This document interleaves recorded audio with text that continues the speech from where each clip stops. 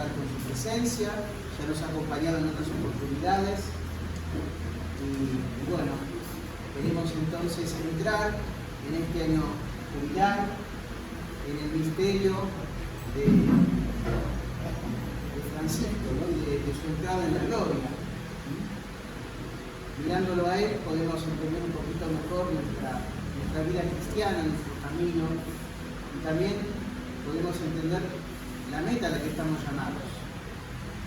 Así que, bueno, bienvenido Padre, me gustó, entonces, y bueno, podemos explicar.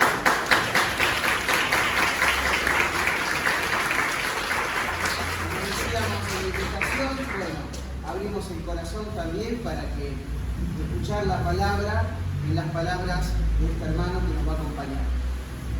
Muchas gracias. Buenas tardes, paz y bien. Ahí está. Todavía el coro parece medio desarmado, ¿no? Entonces, vamos a hacer esta prueba. Yo les digo paz y bien, y ustedes me responden y santa alegría. ¿De acuerdo? Pero atentos, atentos. Porque a lo mejor lo digo en cualquier momento y ustedes ahí tienen que responder como santa alegría. Muy bien. Vamos a comenzar entonces juntos haciendo la oración. Nos dieron una tarjetita con 2 oraciones. Vamos a hacer la de la Virgen primero. Está bien identificada, porque le pusieron la imagen linda de la Virgen y la palabra.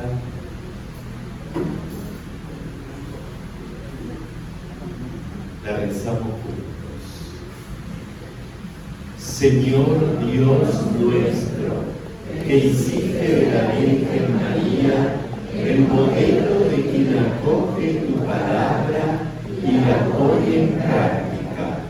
Abre nuestro corazón a la bienaventuranza de escucharla y con la fuerza de tu Espíritu, haz que también nosotros lleguemos a ser lugar santo, donde hoy se cumpla tu palabra de salvación. Por Cristo nuestro Señor. Amén. Ahora sí, paz y bien.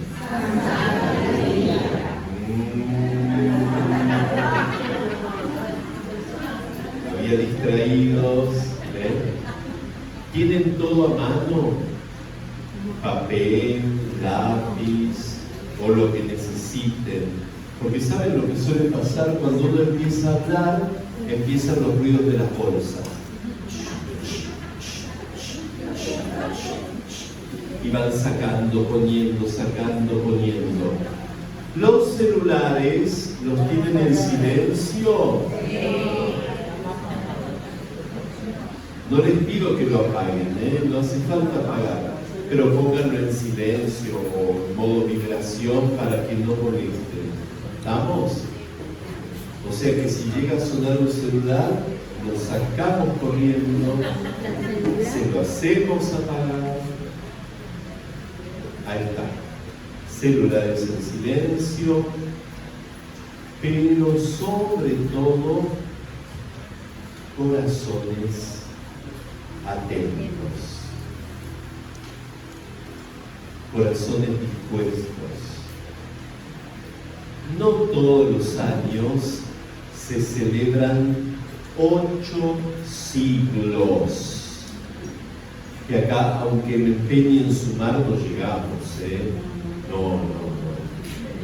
Ni a la mitad, no. No todos los años se celebran 8 siglos de la invención del pesebre. No todos los años se celebran 8 siglos de la estigmatización de un santo. No todos los años se celebran 8 siglos del cántico de la creación y mucho menos del paso, del tránsito de esta vida terrena aquí en este mundo a la casa del Padre. 800 años atrás. Estamos a, ¿qué día hoy es? 14 de marzo. Cerquita, porque fue fines de marzo, inicios de abril. San Francisco, muy enfermo, se hizo llevar a el eremitorio de Lecce di Cortona, ahí en la Toscana, en el centro de Italia, donde tuve la gracia de estar viviendo todo el año pasado, ¿no? Y entonces ahí, recibiendo a los grupos de peregrinos de todo el mundo, esa es la tarea que hacemos los frailes, y llevar una vida obviamente de frailes, ¿no? Y entonces se hizo llevar porque ese era el lugar que él había identificado para recuperar fuerzas. Un lugar que para llegar hay que andar, porque ni siquiera hoy día hay grandes accesos. El tren no llega ni cerca ni ahí, deja a muchos kilómetros, porque ni siquiera llega el tren a la ciudad de Cortona. Y de la ciudad de Cortona los frailes estamos a casi 4 kilómetros a pata. Y entonces ahí en medio de la nada, bosque, bosque, bosque, y de pronto se abre el lugar donde Francisco, en medio de una roca hacia adentro de una cueva, iba para orar y para reponer fuerzas físicas. Era el mismo año de su muerte, 1226, y esa iba a ser su última visita. ¿Cómo llega Francisco a este lugar? Llega sin poder caminar desde hacía 2 años a causa de los estigmas. Entonces lo montaban en un burrito y así lo llevaban los frailes, sus hermanos. Iba sin ver más, porque desde 1220 ya prácticamente había perdido la vista, había quedado ciego. Iba prácticamente sin alimentarse porque el hígado, el páncreas y todo lo demás ni le funcionaban demasiado y no retenía los alimentos. Lo poco que se llevaba a la boca, después ahí daba vuelta y salía todo otra vez para afuera. Un Francisco que ya no contaba con el amor de sus frailes, porque lo consideraban un simple,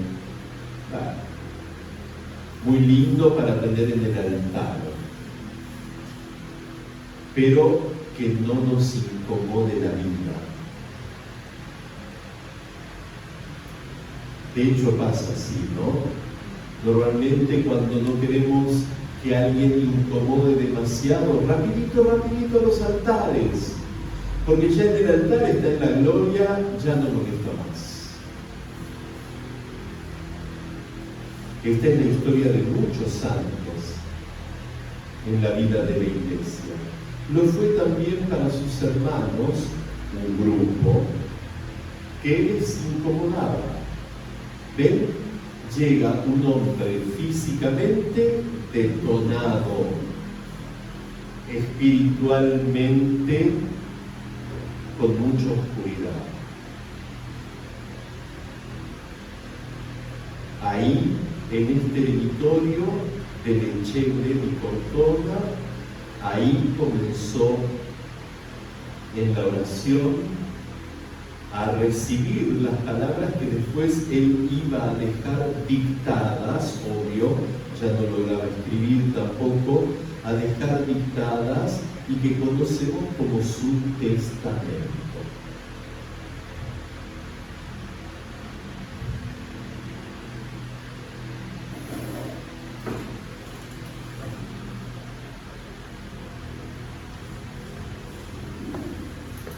Y de lo primero que quisiera hablar es justamente de lo que él comienza escribiendo, dictando en su testamento, que es su propia conversión. Porque no hay nada mejor que en Cuaresma que hablar justamente de la conversión, ¿verdad? De la nuestra, obvio, pero vamos a comenzar por la de él. ¿Qué es la conversión? Si nosotros recorremos un poco la enseñanza de la iglesia, etcétera, que no voy a hacer ahora, obvio, pero tenemos como distintas consideraciones acerca de lo que es la conversión. Para algunos, como la catequesis no tradicional, es retornar a Dios después de haber pecado. Pequé, ¿qué significa? Me alejé. La conversión en la catequesis más tradicional es esto: regreso, retorno a Dios después de haber pecado.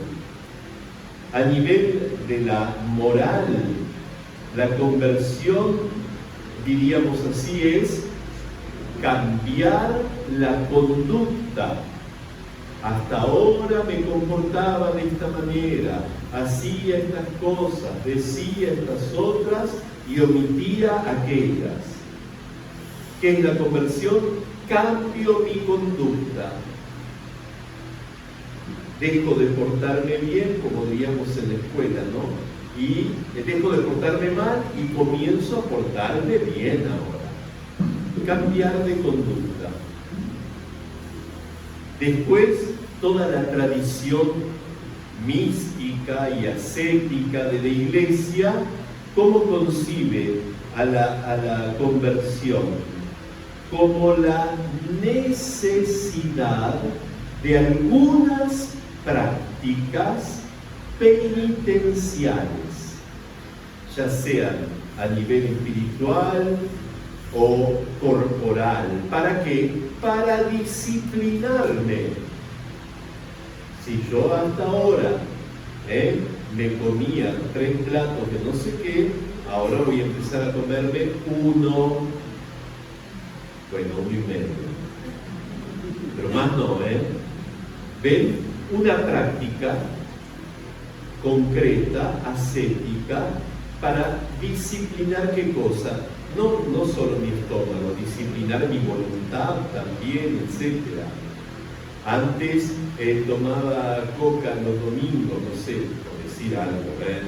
Bueno, ahora no, ahora tomo un vasito de agua, ya está. Cambiar por prácticas penitenciales lo que antes hacía de una manera, ahora lo hago de otra. Y me voy disciplinando.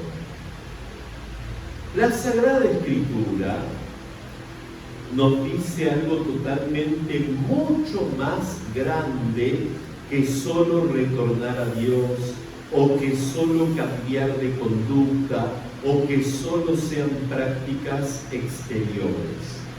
La palabra de Dios, cuando habla de conversión, habla de una total transformación de mi modo de ver, de mi modo de pensar y de concebir la vida, y comenzar entonces no solo a corregir el rumbo,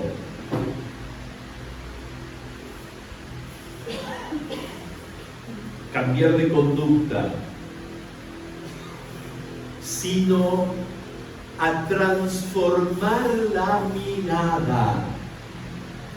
Y a transformar la mirada que me lleva naturalmente a transformar también mi sensibilidad, mi modo de sentir. Y por eso mi modo de relacionarme con Dios, conmigo mismo y con los hermanos. Ven, ya no es, antes decía malas palabras, ahora me muerdo la lengua. No. Ahora soy una princesa hablando en mi casa. Una princesa que a veces se le patina la olla, pero no importa. Una princesa, nada de malas palabras. No, es más. Es más. Es una verdadera transformación interior. La conversión en este sentido no es una cuestión teórica, hermanos. Es algo real, es algo concreto. La conversión no es solamente, bueno, metí la pata, ahora voy, lo busco al Padre Gustavo, me confieso, me da la absolución, más bueno, casi ni me dio penitencia. Digo, pero Padre, dame la penitencia. Ah, ¿no te di? No, Padre, se olvidó. Ah, bueno, está bien. Hace algo por los pobres, rezar a la Virgen, ¿verdad? Bueno, pero más bueno. La conversión no es eso. Y mucho menos si cuando llego al confesionario, ¿qué le digo al pobre cura? Que está hace horas no escuchando, hasta acá, está por acá, y entonces voy y entro y todo alegre y feliz le digo, ¿qué quiere, Padre, que le diga? Yo no sé qué pecados tendré, porque a ver, convengamos, no maté a nadie, no robé, no le fui infiel a mi esposa, no sé, ¿qué quiere que le diga? ¿Sabés qué quiero que me digas? Que me voy volando, porque si no te vas volando, te vuelo yo. No es eso la conversión.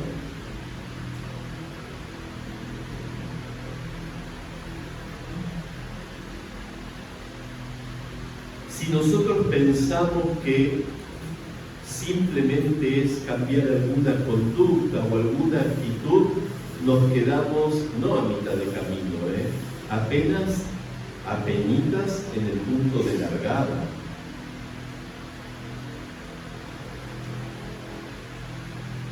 La conversión tampoco es la conquista de la voluntad. Me impongo que de ahora en más, todas las mañanas, ni bien me levanto, hago la oración así, asá y asá. Después, no sé qué, después me voy a trabajar, después, y a las 3 de la tarde, aunque esté en medio del trabajo, desde calladito, así de contrabando, me rezo la coronilla. Pues si me descubre mi patrón, me mata, ¿no? Etcétera, no importa. Y ahora, no es la conquista de la voluntad. La conversión es una respuesta.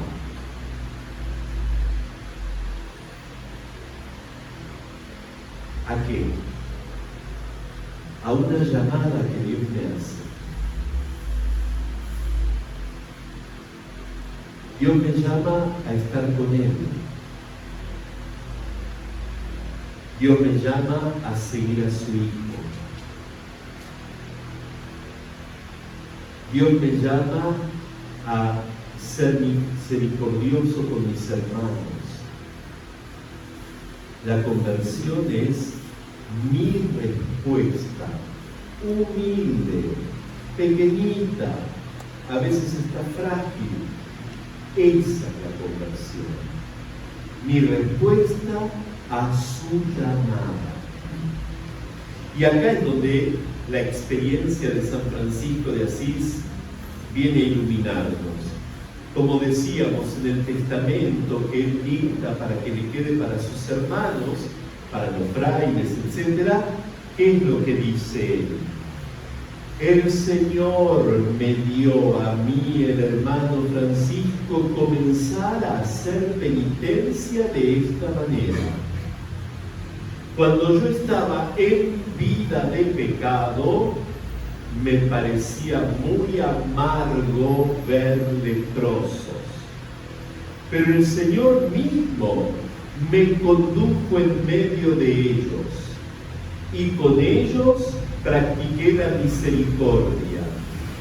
Y cuando me alejé de ellos, aquello que antes me parecía amargo se me transformó en dulzura del alma y del cuerpo.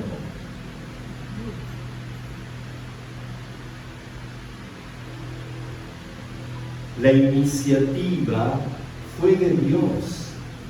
El Señor me dio la posibilidad de comenzar a hacer penitencia. En la expresión de Francisco, hacer penitencia significa conversión, comenzar mi conversión. Eso es hacer penitencia. ¿Y cómo fue que lo hizo Dios? Lo llamó y dice Francisco, me llevó, me condujo en medio de los leprosos.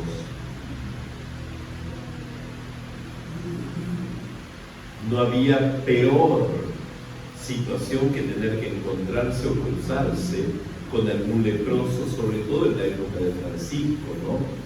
Por eso quedaban excluidos, quedaban fuera de la familia, fuera de la sociedad, fuera de las ciudades, de las murallas para afuera. Nosotros hoy podríamos decir acá, de las vías para el otro lado, de la avenida de la Antártida Argentina para el otro lado. Acá que no me vengan los leprosos, Y allá que queda Santa Catalina, Camino de Cintura, ¿no? Que no crucen para acá,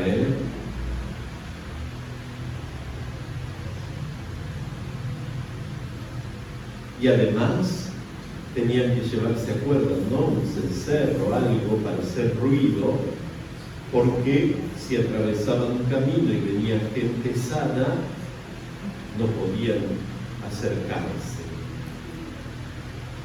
Además de todo lo otro, ¿no? La carne que se pudre, los olores nauseabundos, etcétera, etcétera, etcétera.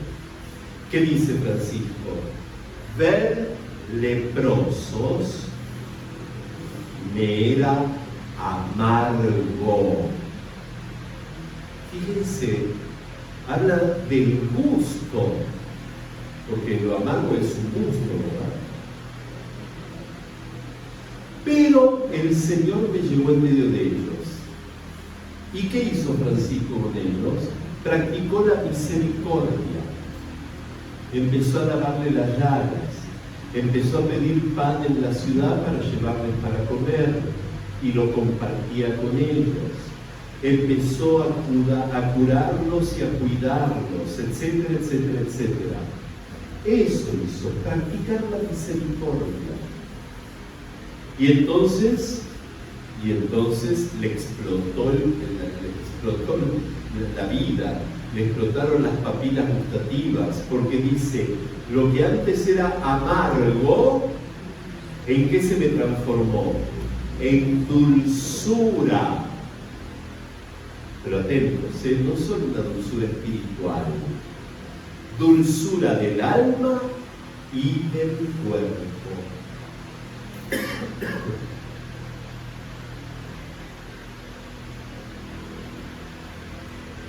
Del alma y del cuerpo. Lo que antes me era amargo al alma y al cuerpo, ahora es dulzura.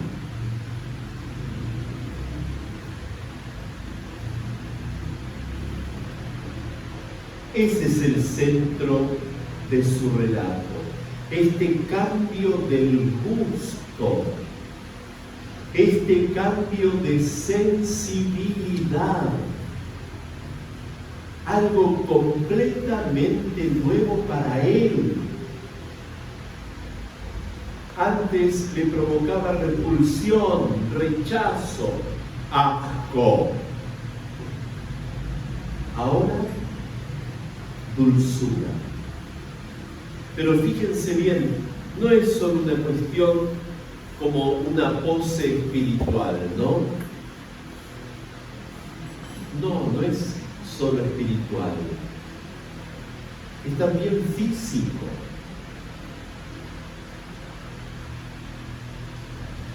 Lo amargo en dulce es físico. Tanto que hasta puede besar a un leproso. Es físico. Este signo del gusto en Francisco también nos lo podríamos preguntar acerca de nosotros mismos. Acerca de qué es lo que en mi vida me amarga. ¿Qué es lo que en mi vida me hace medio arrastrar y no caminar con agilidad y con alegría, ¿no? Sino arrastrando como, bueno, no hay nada que hacer, siempre lo mismo, nada cambia, toda la vida lo mismo. Nunca salí de este pozo. Encima el marido que elegí es una... Estuve delicado, ¿eh? Si ustedes entendieron algo, interpretaron mal. No, yo no dije eso. ¿Cuáles son las amarguras con las que voy pronunciando mi vida? Lo amargo se siente en la boca. Y cuando digo frases, o digo palabras, o hago comentarios, ahí se me nota totalmente si lo que llevo en el corazón es amargo. Totalmente. No tengo ni que explicar nada. Basta que arranque a hablar y ya se dan cuenta todos. Madre mía. Este es un amargado.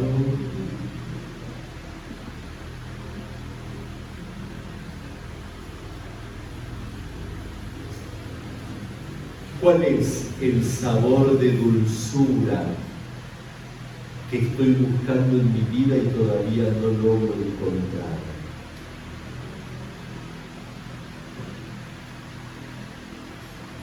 Estas preguntas que voy dejando caer así durante la meditación son para que después puedan trabajar personalmente, ¿sí? Cambio de sensibilidad, lo que antes me parecía amargo se ha vuelto dulce. Este es el corazón de la conversión de Francisco. No es ante todo un acto de su voluntad, es una transformación total, es un cambio de sensibilidad. La conversión ya no es el intento de enderezar la vida con las propias fuerzas. Es una respuesta a la gracia que Dios me regala. La conversión es respuesta, porque ni siquiera es iniciativa nuestra. Viene de Dios, Él toma la iniciativa, Él da el primer paso.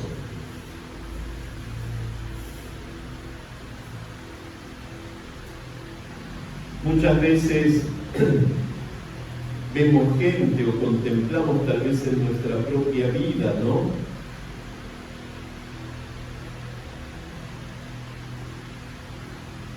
Que hay que hacer una dieta, hay que cambiar los alimentos que comía hasta ahora. Basta de sal, hipertensión, nada de harinas, glucosa alta, etcétera, etcétera. Y sí, el primer día, los 2 primeros días, además como me llevé un susto de muerte, una firmeza para la dieta. A la primera de cambio, ya un picoteo acá, un picoteo allá, Y lógico.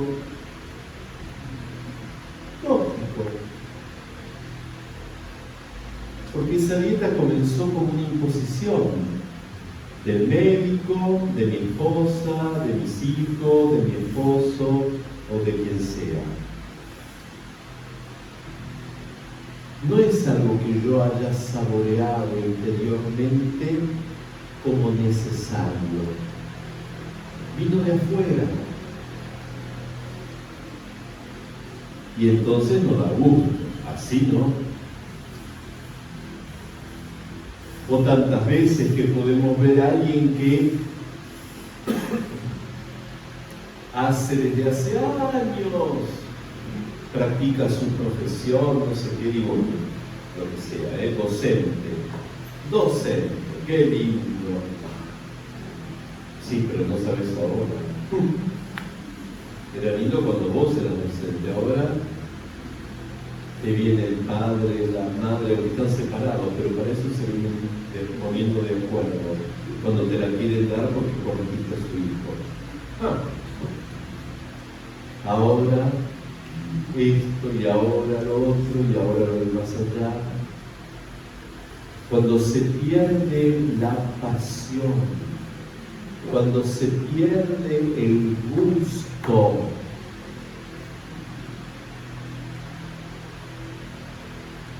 se camina en automático.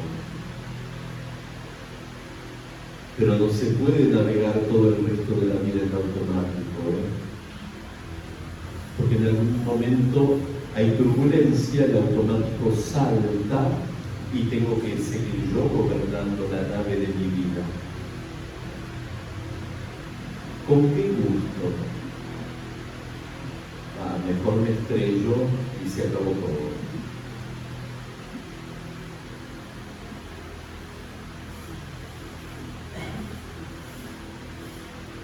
Ni siquiera un religioso, una religiosa que vista los santos hábitos y que habla de Dios por arriba, por abajo, por el este y por el oeste, ni siquiera si no vive la pasión de haberse encontrado con Dios, en lugar de hablar de un Dios de oídas, ni siquiera eso da gusto. Qué fácilmente, ¿no?, podemos en la vida cristiana engañarnos. Y entonces, claro, la conversión no llega nunca. Sí, puntualmente, cada mes y medio, no sé qué, cada cuánto, yo que soy más piadoso cada menos tiempo, ¿no? Ustedes no. Pero confesión, comunión los primeros viernes, perfecto todo. Sí, perfecto, ¿qué? Prácticas.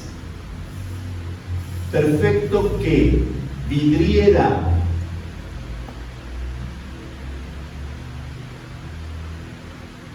Si no hay pasión, si no está de fondo el gusto de haber experimentado el amor de Jesús por mí,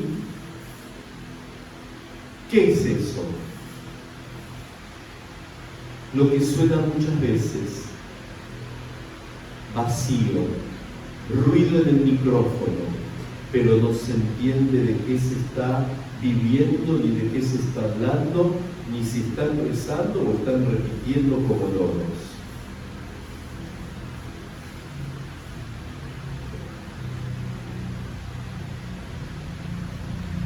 Claro.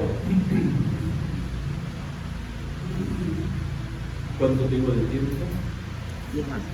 10 minutos. Más o menos. Pero empezamos tarde, che, no me corten. Claro, si hablamos de conversión, en algún momento tenemos que hablar del pecado, ¿verdad? ¿Sí o no? No están muy convencidos, ¿no? Tenemos que hablar del pecado.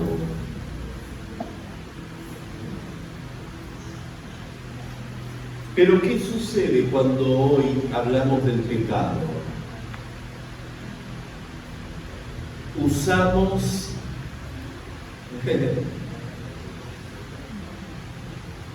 palabras delicadas y suaves que nos sirven para un corno.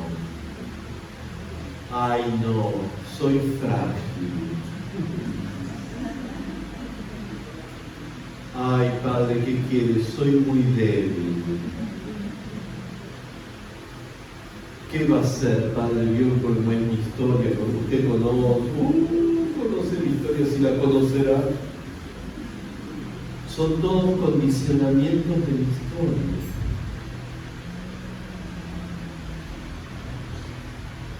¿De qué fragilidad, de qué debilidad, de qué condicionamiento me están hablando? El pecado es pecado y la fragilidad es otra cosa. El pecado es pecado y la debilidad es algo diferente. Y no, pero vio que no queda muy lindo, no es popular. Si empezás a hablar del pecado en la misa, se te va a la mitad del templo, que ya de hecho no estaba lleno, sino que estaba por la mitad, o sea que te queda un cuarto.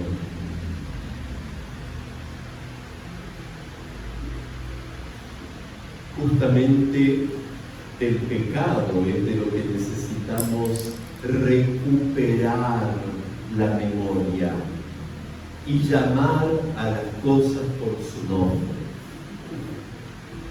Y no disfrazarlas, no enmascarar,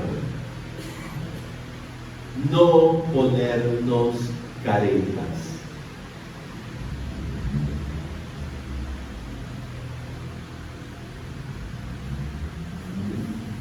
¿Por qué es necesario hablar del pecado? Porque el pecado en nuestra vida deja una huella.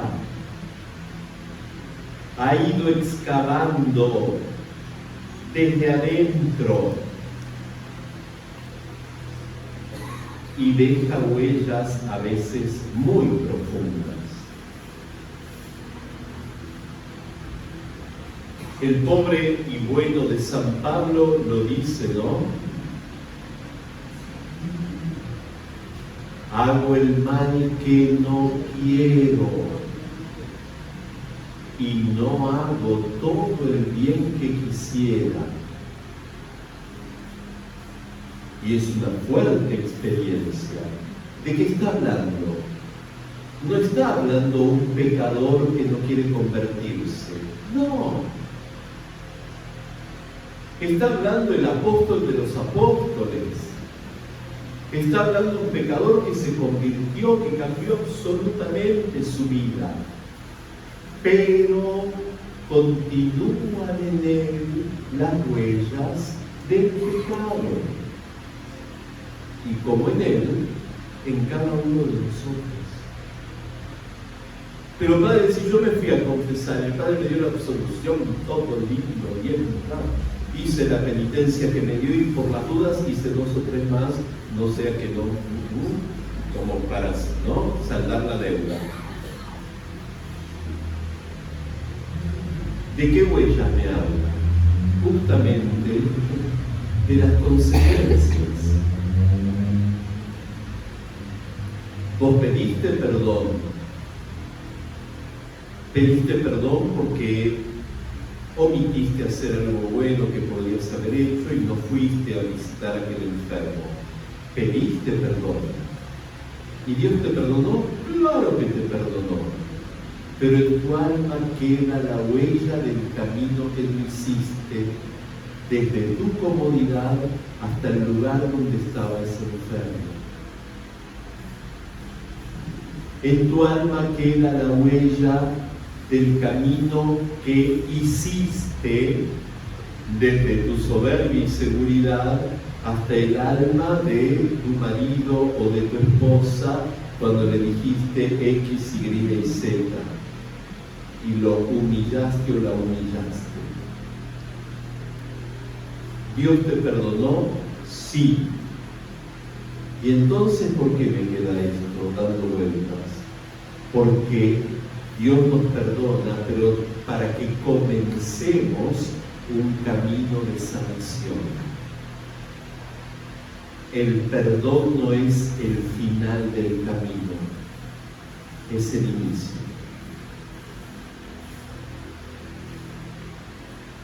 El perdón no llega al final. El perdón es el inicio para convertirme y para sanar.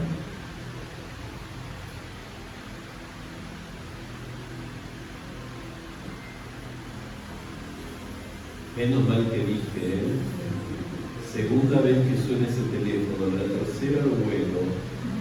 O sea, todo por amor, todo por amor de Dios, es muy simpático, pero el teléfono me pone loco. Bien, Génesis 3, ¿no? Génesis 3, que es muy fuerte esa página. ¿Se acuerdan? El hombre y la mujer estaban en el jardín del Edén, no tenían ni una plumita encima, nada, porque pues no tenían nada que ocultar, estaban como Dios los trajo al mundo, y a la hora de la risa Dios se paseaba, dialogaba con ellos, y no sé qué, y coman de todos los arbolitos, todo. Aquel no, aquel es mío, pero todo lo demás, todo, fueron y ¿no? Comieron de aquel. Y entonces de pronto tuvieron vergüenza y se encontraron desnudos y no sé qué, y empezó el camino del desconcierto, de la fractura. Eso es el pecado, es una fractura. Algo se nos quiebra dentro. ¿Qué es la conversión? La conversión es la comunión. La conversión es este camino para sanar las fracturas.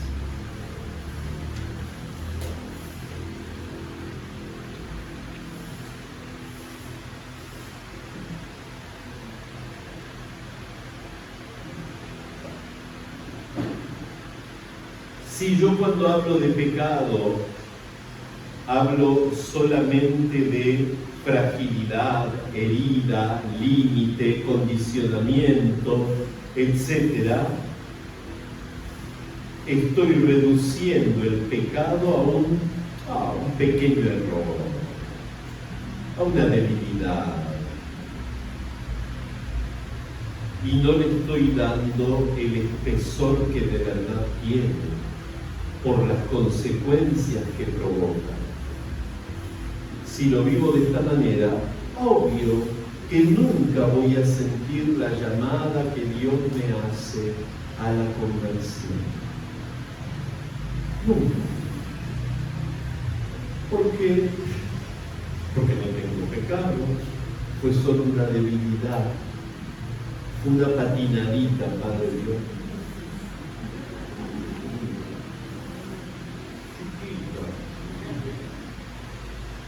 Fue un desliz. ¿Quién no tiene un desliz en esta vida?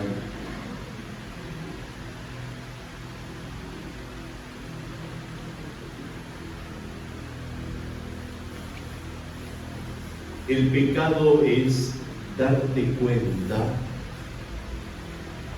que lo malo que hiciste o lo bueno que dejaste de hacer te fracturó, te quebró y a lo mejor incluso quebraste a alguien.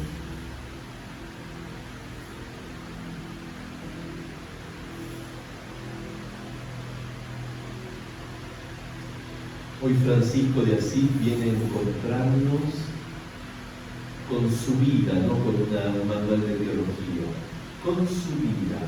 viene a encontrarnos para decirnos, mírenme a mí, pobrecito. Soy un hombre roto, pero Dios sigue buscando las 1000 maneras de sanarme. Ya no tengo ni fuerza física, ni fuerza espiritual. Ya no tengo el esplendor y la alegría de los inicios. Ya no tengo ni siquiera la mirada para contemplar a mi hermana la creación.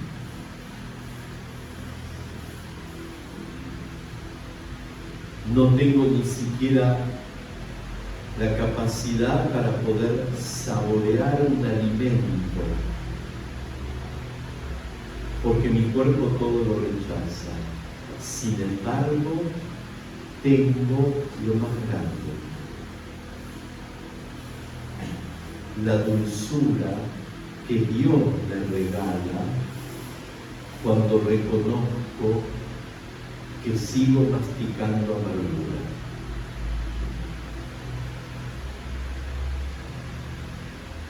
Francisco, como el Evangelio de esta mañana, ya no el de esta tarde que es del domingo, pero el de esta mañana, Francisco experimentó en gran parte lo mismo que el publicano.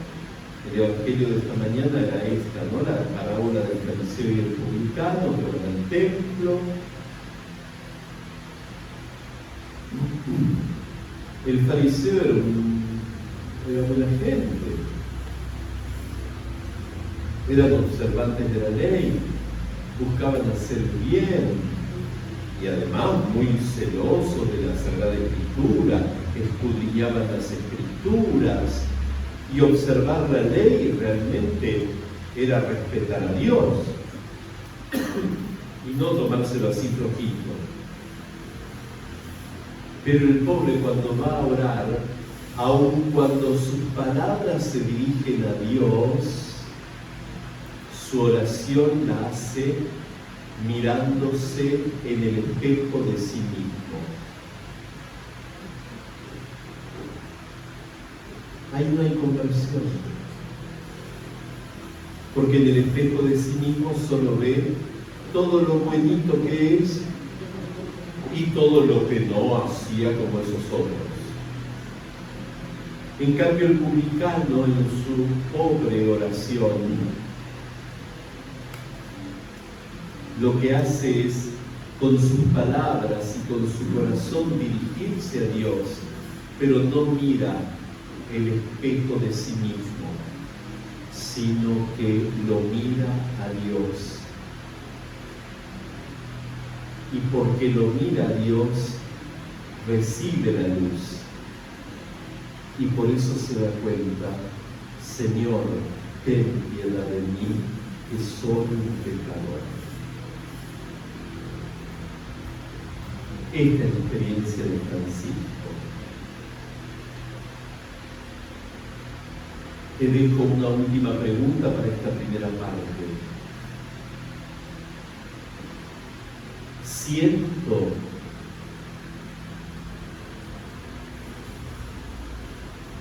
todavía en mi vida la necesidad de la conversión.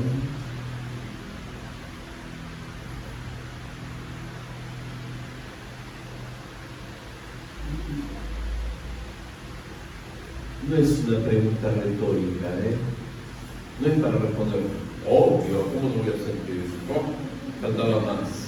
No me respondan a mí, respóndanse ustedes.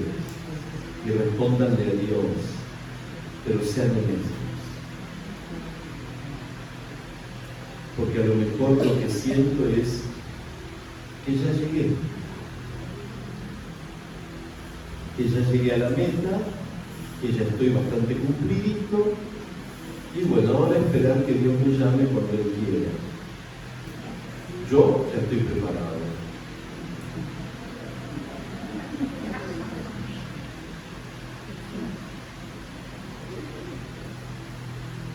Gloria al Padre, y al Hijo, y al Espíritu Santo.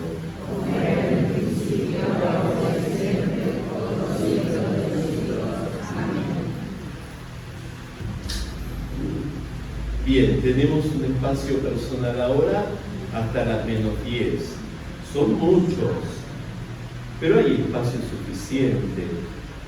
No salgan a charlar entre ustedes, pues los va a venir el diablo y les va a agarrar de las mechas.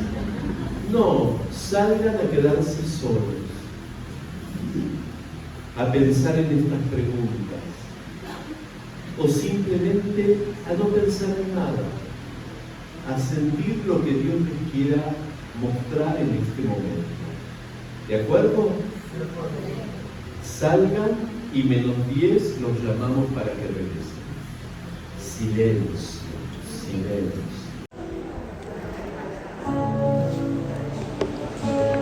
Tú conoces el pecado que hay en mí,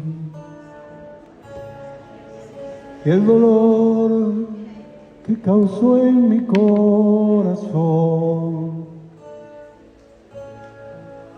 por la muerte que ha causado. Vuelvo a ti, Señor, hazme renacer en tu amor. Lo dejo a ustedes. Déjame.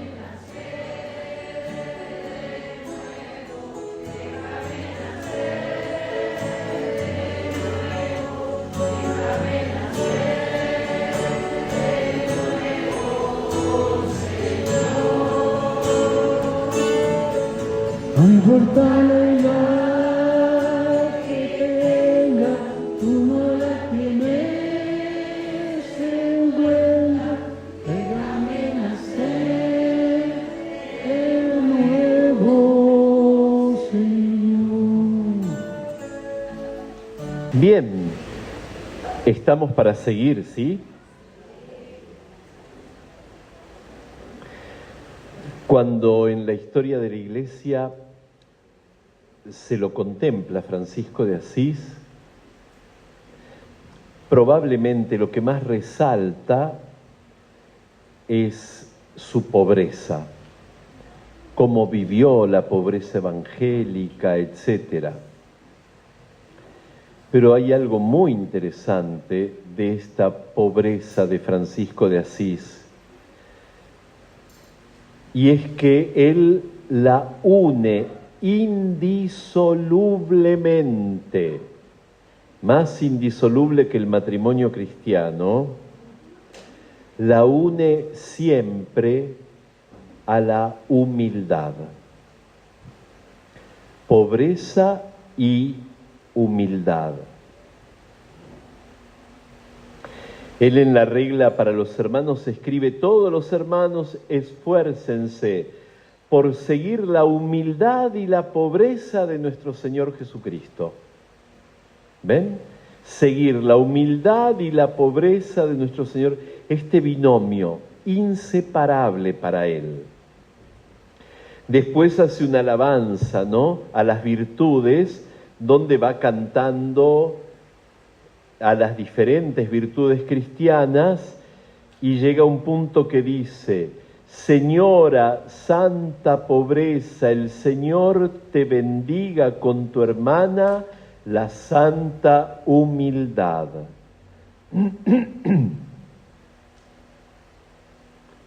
Y después también explicando cómo la pobreza y la humildad actúan juntas para purificar a la persona, dice: la santa pobreza confunde la codicia, la avaricia y las preocupaciones de este mundo. La santa humildad confunde la soberbia y todos los hombres mundanos. Para Francisco, pobreza y humildad nunca pueden separarse.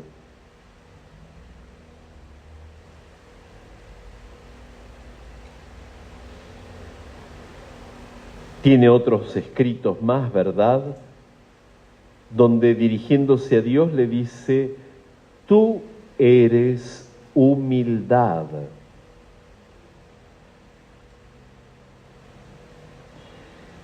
Cristo pobre y humilde, que lo contemplamos mucho más intensamente en el tiempo de Cuaresma, Cristo pobre y humilde no es para Francisco una imagen devocional, diríamos así, sino que es el nombre más preciso de Dios mismo.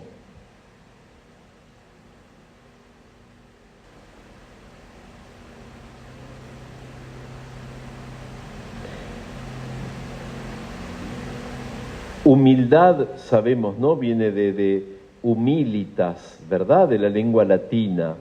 Y humilitas está muy emparentada con humus, que es la tierra. El humilde es, podríamos decir así, el que viene de la tierra, el que pertenece a la tierra, el que no se olvida que es tierra.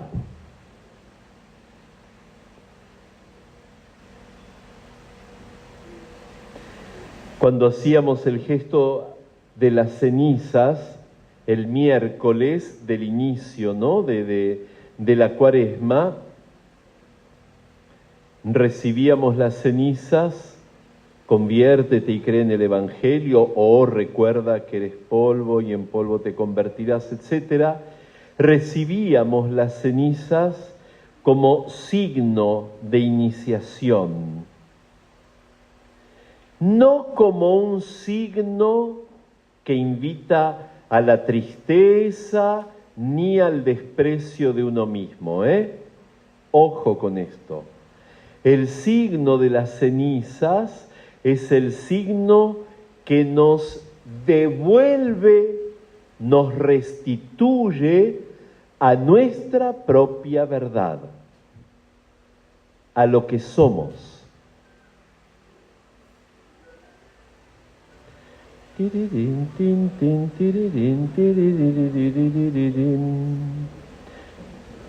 Ahí se cortó. Me estoy portando más bien, miren.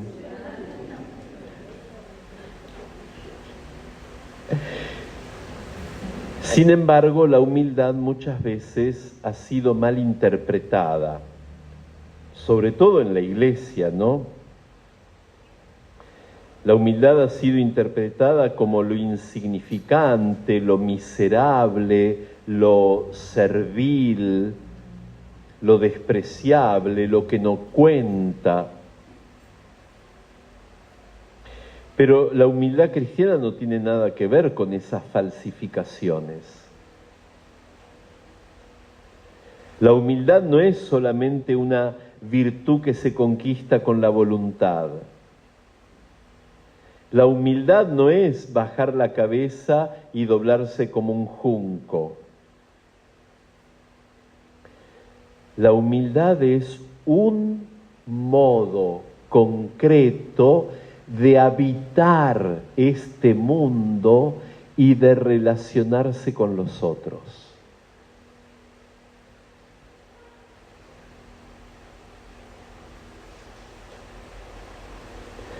Aprendan de mí que soy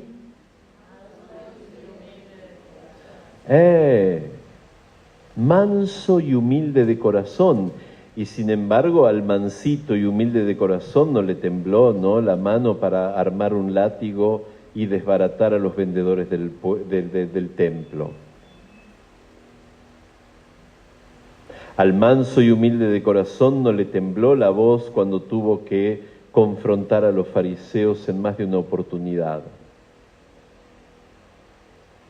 La humildad es otra cosa, no es agachar la cabeza. Agachar la cabeza puede ser cobardía, o simple comodidad, tipo, mejor, bajo la cabeza, no digo nada, no armemos lío, y ya está, que me deje pasar esta, y sigo adelante. Eso no es humildad, ni virtud, ni nada que se le parezca.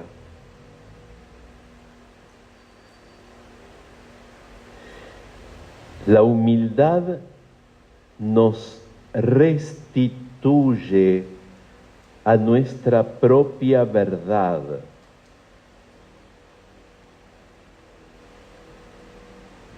El pecado original, ¿qué fue en definitiva? El rechazo de la humildad, de no querer aceptarse como lo que eran, hijos de Dios, no dioses de sí mismos.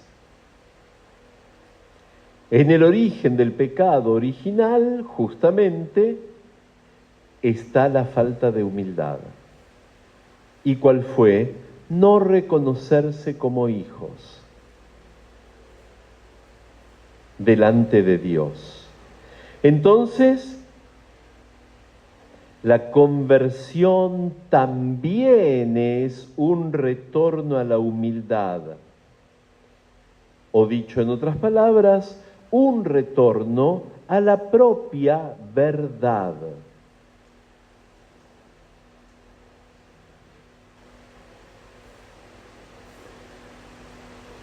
Si todavía volvemos al encuentro de Francisco con los leprosos,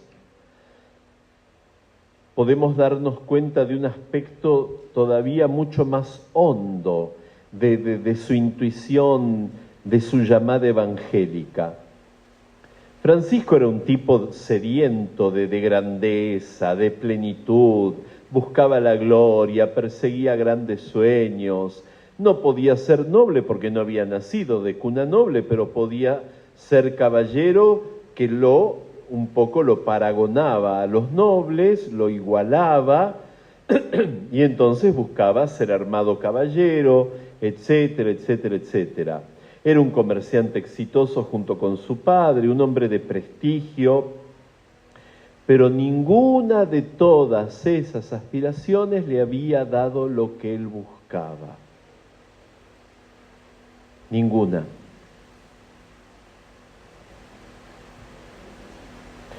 Cuando se encuentra con el leproso, cuando se encuentra delante de alguien que es más pequeño que él, más roto, más frágil, más desahuciado, ahí es donde aparece la verdadera grandeza de Francisco. No ascendiendo, subiendo de puesto, sino bajando. Bajando del caballo, se acerca al leproso, lo abraza y lo besa. La grandeza de Francisco consistió en descender, no en subir.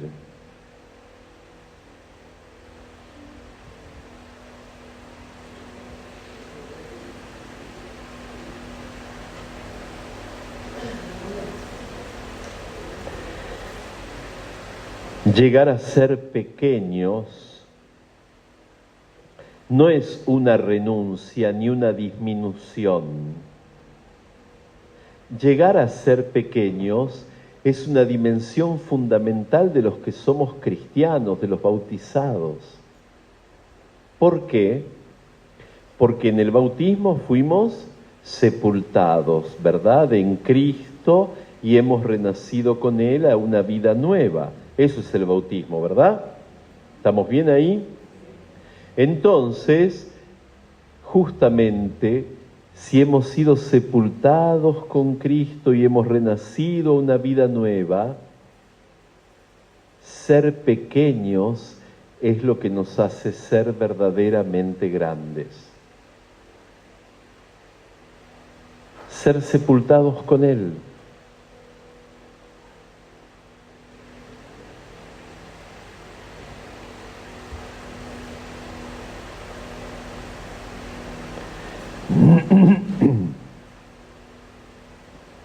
A veces cuando hablamos de humildad o de pequeñez, no hacemos más que encubrir nuestras inseguridades,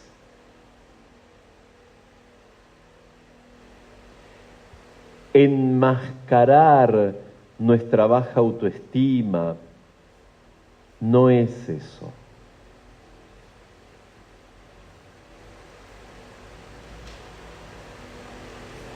Eso es solo una falsificación de la verdadera humildad. La humildad es bajar con Cristo al sepulcro.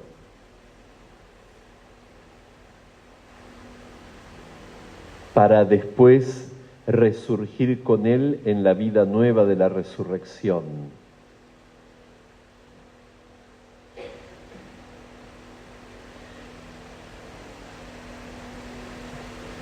Y entonces, ¿qué hago si no soy humilde?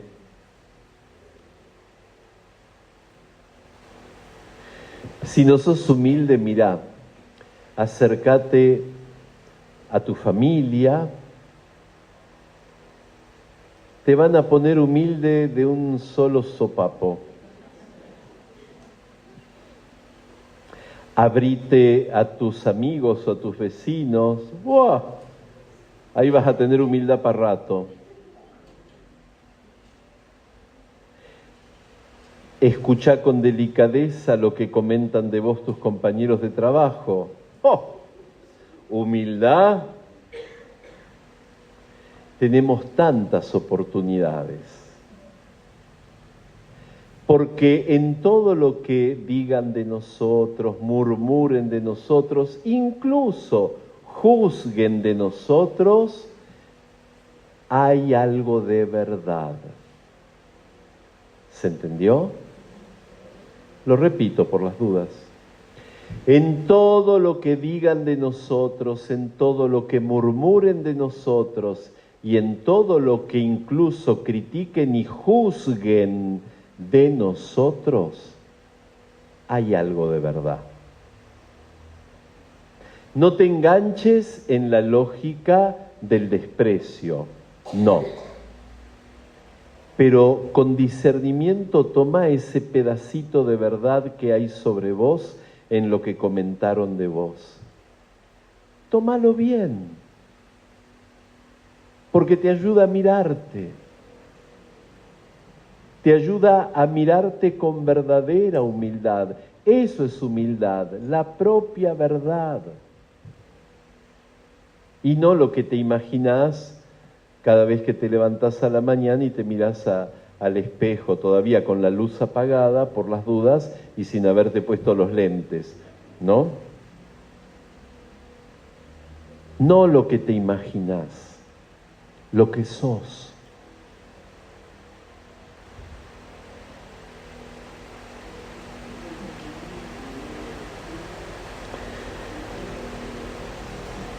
La conversión, dijimos entonces, es un cambio de sensibilidad que Francisco de Asís vivió a fondo y lo tuvo que vivir desde que comenzó hasta que se murió.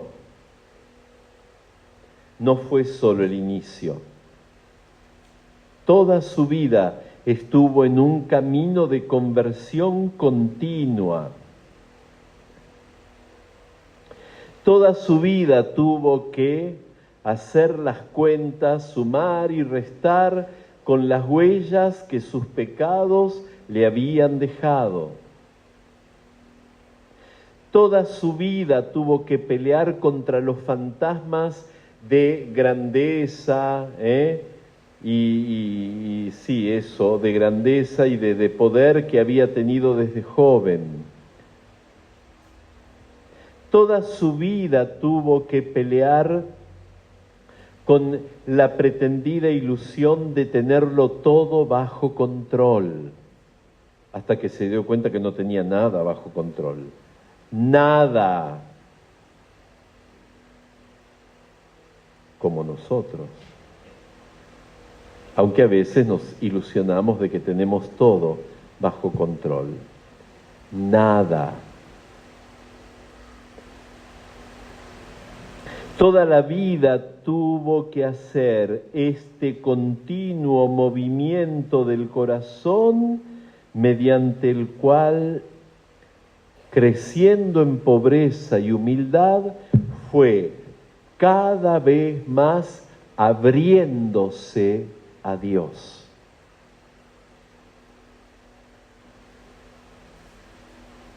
Abriéndose a Dios y dejándolo a Dios ser Dios en su vida.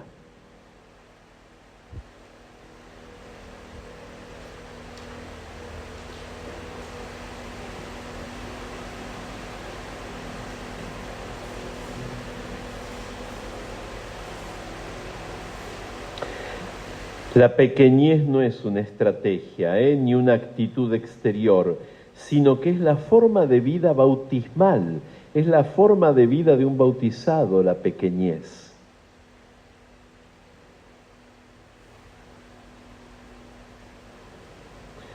Toda vez que el instinto que llevamos dentro todos nos empuja a defendernos o a querer imponernos, etcétera, en ese momento realmente podemos calibrar si hemos aprendido o no el Evangelio de Jesucristo.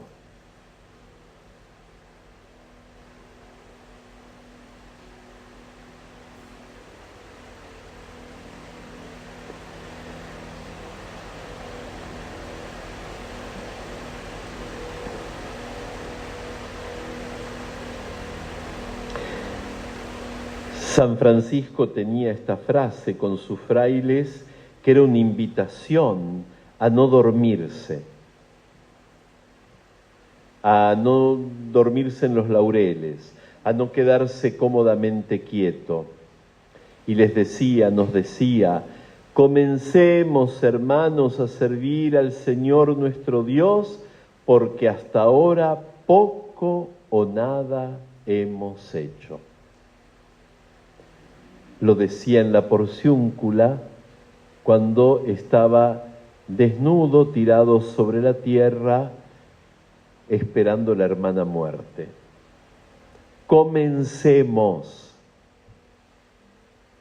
No dijo, ay, qué lindo, ya llegué al final de mi vida, ahora mi alma se va a encontrar con Dios, entonces me espera el cielo, voy a adorar. No. Comencemos, hermanos, a servir al Señor Dios, porque hasta ahora poco o nada hemos hecho.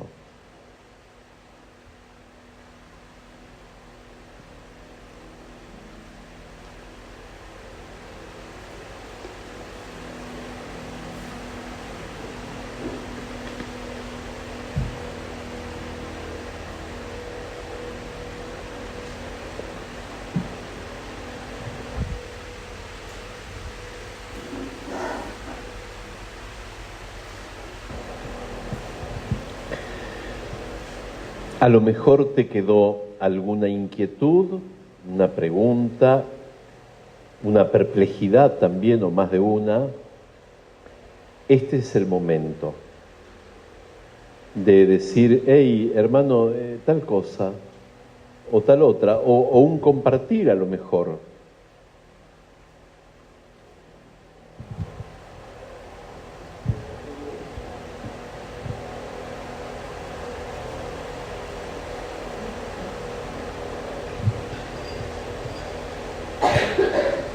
Pensé que te habías parado para hablar. Ah, no.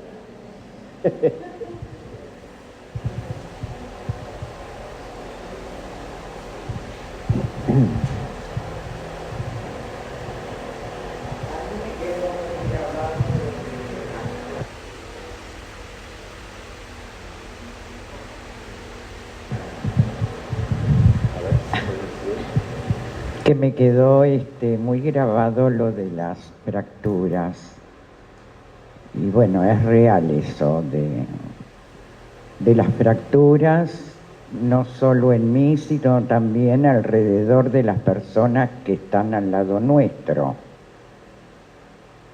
Y yo pienso que, bueno, no sé si hay fracturas pequeñas, medianas o grandes.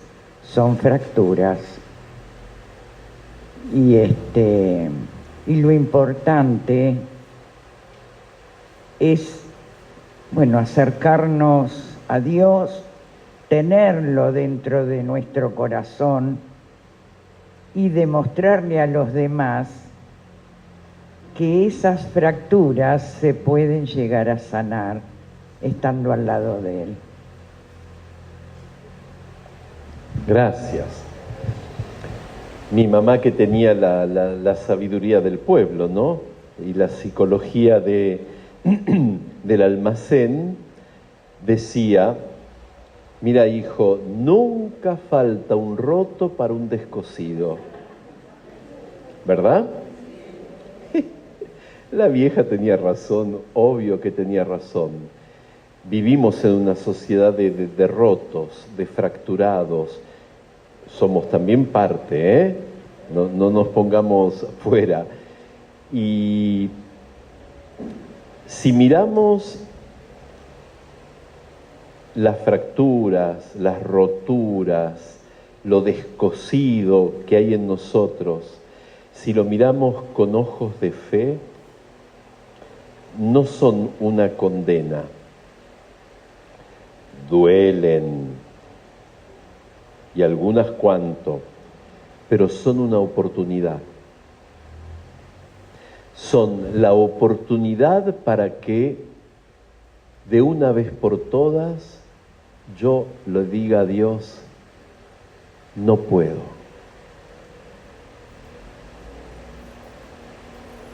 Toqué fondo. Llegué al límite, no puedo. Esa es la oportunidad para que Dios entonces comience a decir: finalmente, viejo, te avivaste. Ahora que me dijiste yo no puedo, ahora sí yo voy a empezar a poder en vos. Ahora voy a empezar a trabajar en vos. Porque mientras te mantuviste aferrado a yo lo hago, yo lo decido, yo lo controlo, yo lo superviso, yo lo organizo, yo lo resuelvo, y lógico, ahí Dios no tiene lugar, es solamente un invitado de piedra, o en todo caso, muy elegantemente, un poco de barniz encima de lo que yo estoy decidiendo, organizando, controlando. Solo cuando nos reconocemos humildad, reconocer la propia verdad, solo cuando nos reconocemos delante de Dios y le decimos: no puedo más, entonces ahí se abre todo el cielo para nosotros. Y Dios comienza a poder.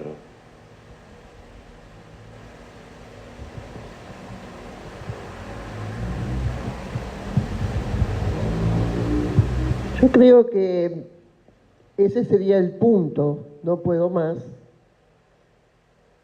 para darse cuenta que lo único que puede sacarlo es como bajar al sepulcro. Es una bajada al sepulcro. Y Dios tuvo con San Francisco y con San Pablo, digamos, algo, no vidas iguales, pero creo que a los dos los bajó del caballo. Teresita de Jesús formó Teresita de Lisieux en la confianza. Solo la confianza, el amor, la humildad, ¿no? Pero decía que la humildad no es pensar menos de uno mismo, sino menos en uno mismo.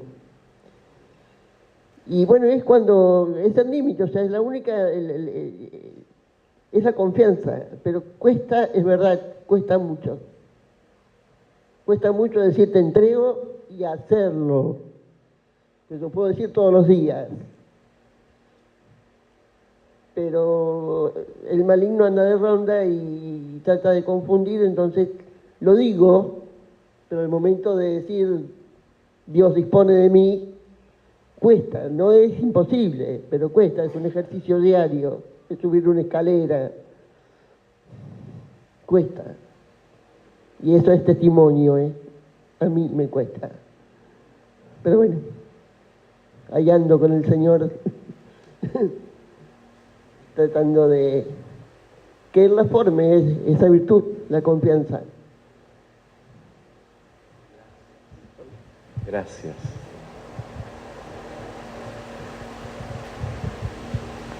Yo ya planteé una cosa. El predicamento franciscano tiene 800 años. ¿Sí?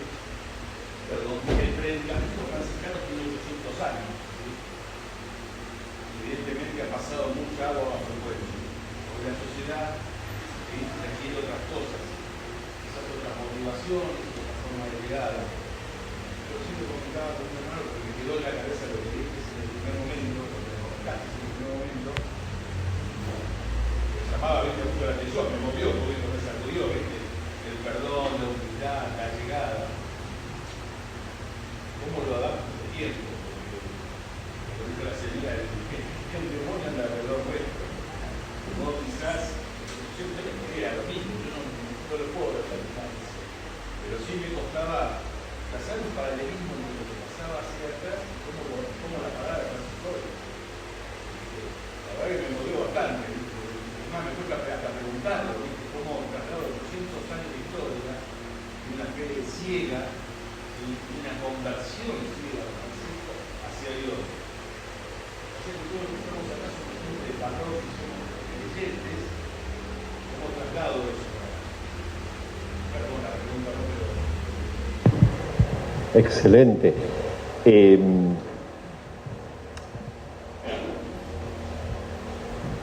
Yo en el poco camino que tengo, ¿no?, de hermano, lo que más me motiva y me cuestiona a la vez, lo que más me motiva y me cuestiona es siempre todos estos temas espirituales, ¿no? La humildad, la pobreza, la misericordia y lo otro y lo demás allá. Hay que pensarlo a nivel relacional. Ahí el mazazo te viene por acá, te viene por acá. A nivel relacional, yo puedo hablar de mucha humildad, pero si con los que vivo soy un déspota, ¿de qué humildad me estás predicando, hermano? Puedo ser muy creyente, porque yo de chiquitito fui bautizado, Ojo conmigo. Además, ojo, porque yo fui bautizado acá, en esta pila bautismal de acá. Mira que yo tengo pedigrí,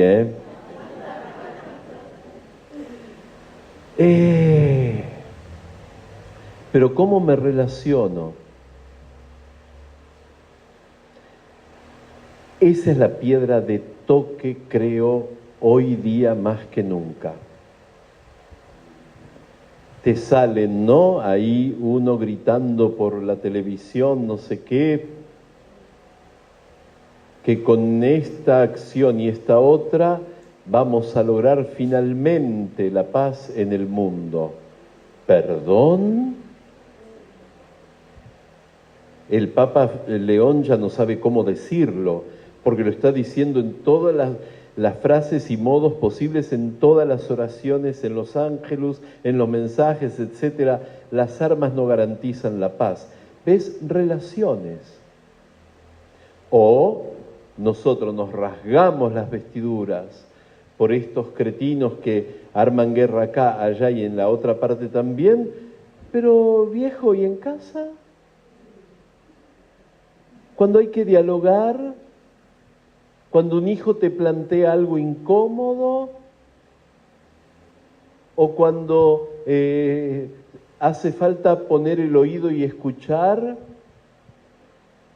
¿Cuál es tu actitud relacional? Y menos mal que no sos presidente de una nación, si no irías a la guerra. Te la pasarías yendo a la guerra. ¿Ven lo que estoy diciendo? Hablar de humildad en el aire, de pobreza en el aire, de conversión en el aire, no le toca a nadie y a mí me aburre el primero. En cambio, si yo me fijo, ¿cómo me relaciono? Esa es la verdad de la milanesa, ¿eh? Ahí no hay engaño. ¿Y quiénes son los mejores que pueden mostrarme mi modo de relacionarme? Justamente los que se relacionan conmigo y me tienen que bancar, me tienen que aguantar, me tienen que soportar, me tiqui, tiqui, tiqui, tiqui. ¿Estamos? Actualización, creo que más que esa...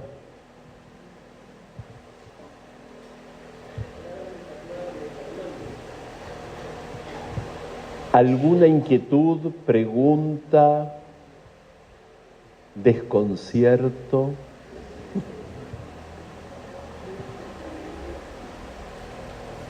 Su pregunta no molesta, como decía.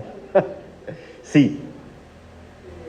No sé, tal vez en las tradiciones pasadas.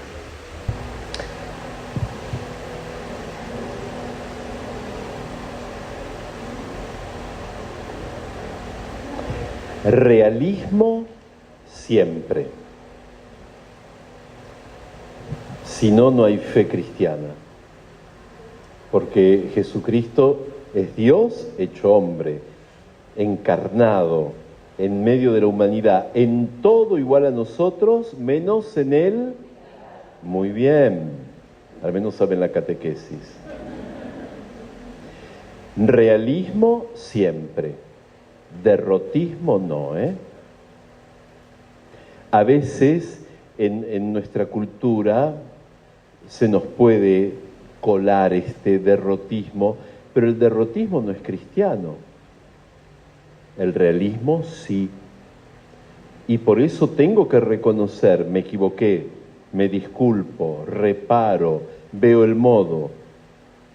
O corregir, hermano, esto no. Así no se hace de esta manera. Te cuento una para que te rías. Hace unos días, poco, yo estaba con mi changuito en Coto, allá en Pompeya, ¿no? El Coto grande ese. Normalmente los frailes hacemos una compra cada 2 meses, una cosa así, un poco más grande, etcétera. Pero hacían falta algunas cosas medio urgentes y resultaba, de lo que tenemos ahí en Pompeya era lo más económico, así que Coto, allá me fui. No llevaba el hábito, iba así vestido como vos. Entonces voy, saco esto, aquello, no sé qué, listo, fila, hay 25 cajas, atienden solamente 5, bueno, no importa. Estás ahí 1 hora de amansadora, vos decís, tengo que volver, me esperan para las confesiones, le dije que iba a ir a ver un enfermo, dale y espera, bueno, porque yo no tengo gente que me haga las compras, por las dudas, ¿no? Las hago yo. Entonces, estoy en la fila, muy pancho, tranquilo, espero, así, y viene una dama, cargada hasta los dientes, ¿no? Y yo la veo que hace así, mira para una fila, mira para la otra, yo dije, esta nos la hace, esta me la va a hacer, pero ni que fuera brujo, cadereó, hizo así, me enchufó el carrito delante mío y se metió, literal. Entonces yo dije, sos un fraile, Carlos, sos un fraile. No podés decir no.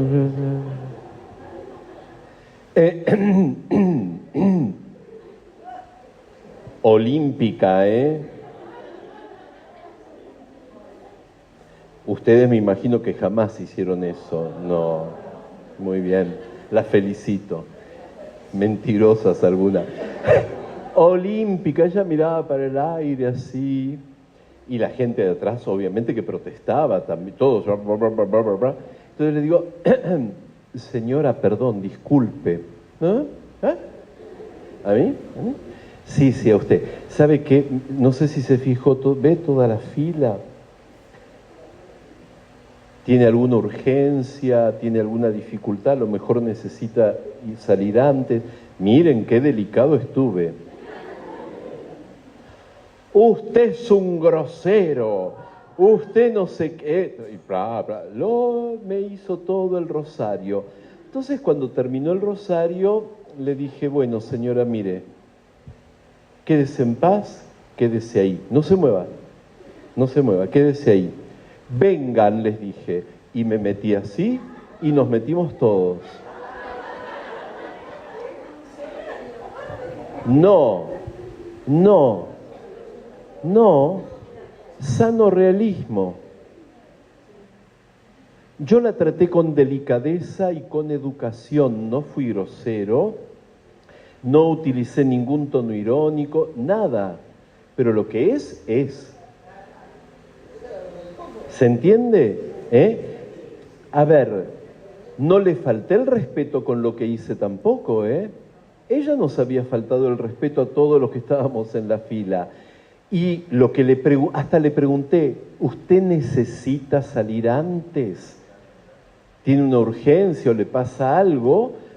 Porque puede ser, y entonces, bueno, yo mismo la hubiera defendido y hubiera dicho, no, la señora tiene una urgencia, porque otras veces lo hice. A ver si se entiende, ¿dónde se vive la espiritualidad? En la calle, en el coto o a donde vayas, ¿no? Donde sea, coto, no estoy haciendo publicidad. O en donde sea, ahí vivís la espiritualidad, no en la parroquia. A la parroquia venís para alimentar tu fe y tu espiritualidad, pero la vivís afuera. La vivís cuando un tipo te mete el colectivo por delante. Ahí la vivís, a la espiritualidad. No, nunca. Yo no. Yo no digo, no.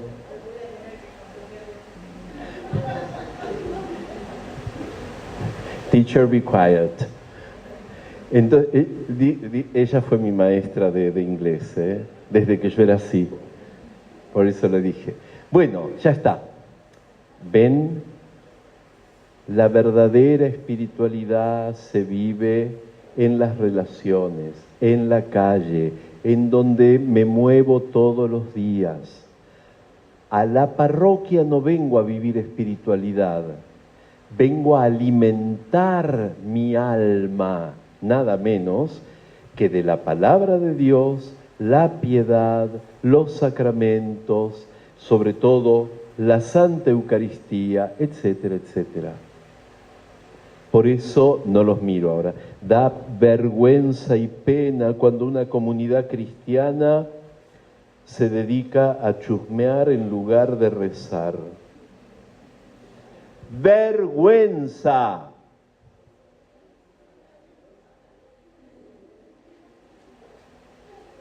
Cuando una comunidad cristiana se dedica a cuerear al otro, en lugar de alimentar el alma con la palabra de Dios. ¡Vergüenza! Es parte de la Cuaresma, Parte de la Cuaresma es también decirle a mis hermanos cristianos, hermanos, por favor, demos un buen testimonio y vengamos a lo que se viene.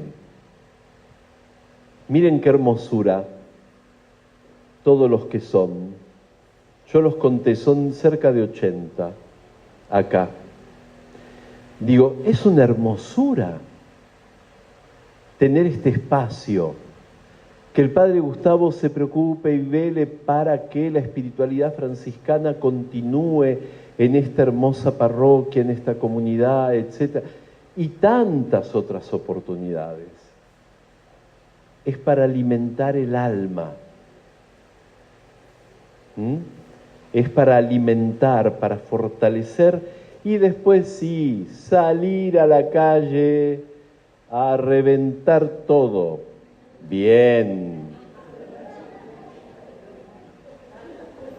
No, después no digan que el Padre dijo que no sé qué. No. A reventar en el buen sentido, a llevar el Evangelio, a eso. Una última, si hay pregunta o algo. Sí, hermano. Estamos en hora, ¿no? Entonces, ahora el encuentro se divide en pequeños grupos.